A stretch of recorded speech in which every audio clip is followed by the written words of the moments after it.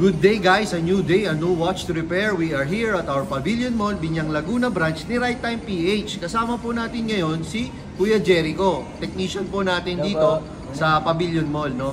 Bali may pinadala po isa sa client natin all the way from Florida Blanca, Pampanga. Yan, layo pa ako ng pinanggalingan, no? So, shoutout po pala kay Sir Bricks. Thank you for trusting us, no? So, i-open na po natin ito para makita natin yung watch ni Sir.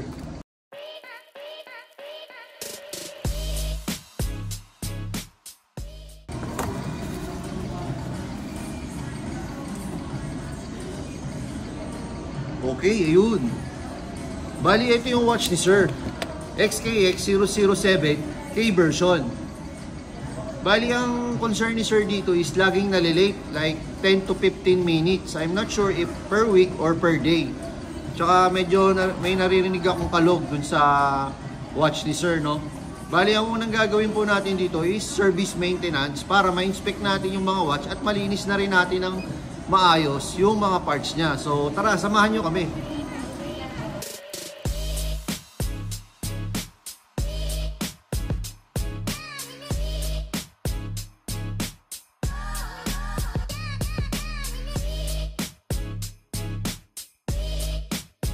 Nang buksan po natin ang watch ni client, natuklasan po natin na nakadetach ang rotor sa makina. Nang ating tanungin si client, nabaksak po pala ang kanyang XKX007. By the way guys, ang rotor po pala ay part ng automatic winding system ng isang movement ng relo. Kapag ito ay nakalas, hindi magkakaroon ng power ang makina ng relo.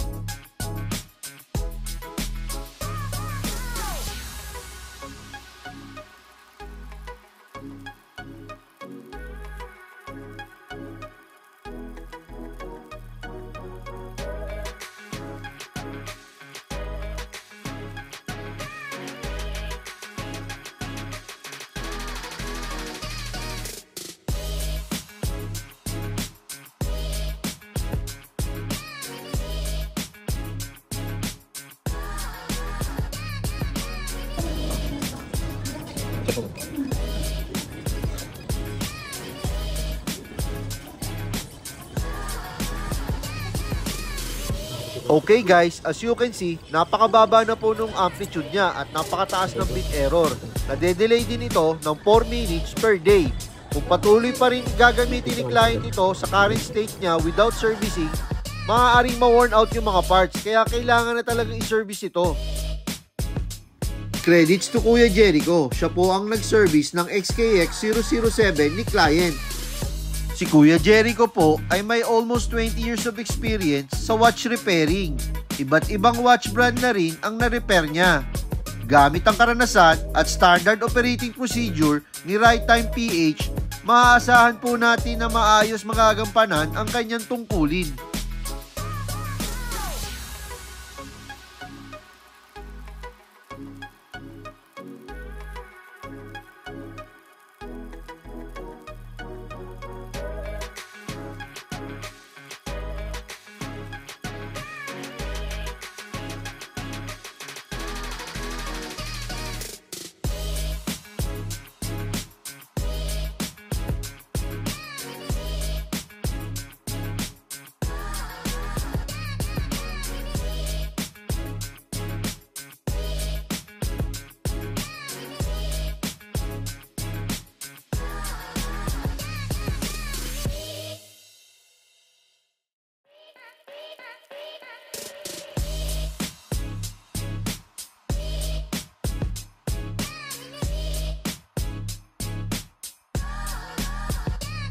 Habang sineservice po ni Kuya Jericho ang makina ng XKX007, ginawa na po natin ang water resistant testing sa case ni client. Pinalitan na po natin ang mga gasket upang makasiguro na makakapasa ito. Oh, yung gasket sa crown. Hindi pwedeng tuloy-tuloy. Oo, kasi hindi mo ma-monitor. Kasi pag release ng hangin, marirelease din yung hangin dun sa loob nung... Hindi, wala. Ano lang naman yun eh. Air pocket lang. Oh, air pocket. Dapat dire-diretso pag compromise. Para sa alam mo yung nagpabulbong sa gulong. Oh, yun. Ganun, oh. Oh, yan, pasado siya. Tama, nun lang siya lumabas. Yun yung air pack. At nakapasa naman po ang case ng XKX 007 ni client. Water resistant pa rin ito. Maaari pa rin ipang swimming ni client ang relo niya.